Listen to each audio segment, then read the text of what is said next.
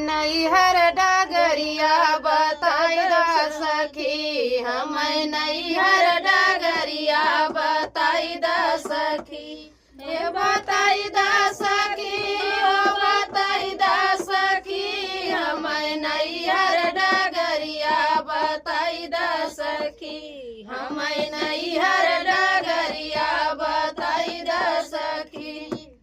4 साल बीतल हो आइले ससुरवा, आइले ससुरवा हो आइले ससुरवा, ना बाटिन माई हो लेके खबरिया, ना बाटिन माई हो लेके खबरिया, हमें माई दुआरिया देखाई दा सखी, हमें माई दुआरिया देखाई दा सखी, हमें नैहर डगरिया बताई दा सखी, हमें नैहर डगरिया बताई दा सखी। होली बीतल हो बीतल दिवाली, होली बीतल हो बीतल दिवाली,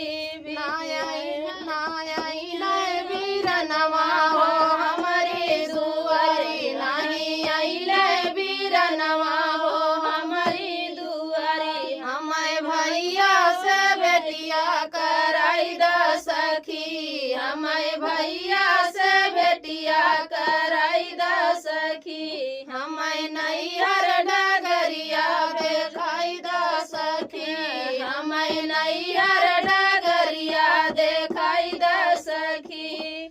आई गयल खिचड़ी के आयल त्योहरवा, आई गयल खिचड़ी के आयल त्योहरवा, माई मोरी रहतिन तब बनतिन गठरिया, माई दिन गठरिया हो बनतिन गठरिया, मोरी भौजी नजरिया से नाता कह सखी, मोरी भौजी नजरिया से नाता कह सखी, हमें नैहर डगरिया बताई दा सखी, हमें नैहर डगरिया बताई दा सखी।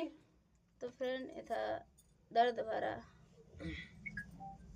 कहरुआ गीत था। आप लोग कैसे लगा कमेंट बॉक्स में ना, फिर भी देखिए सिनेगन। तब तक के लिए बाय बाय दोस्तों।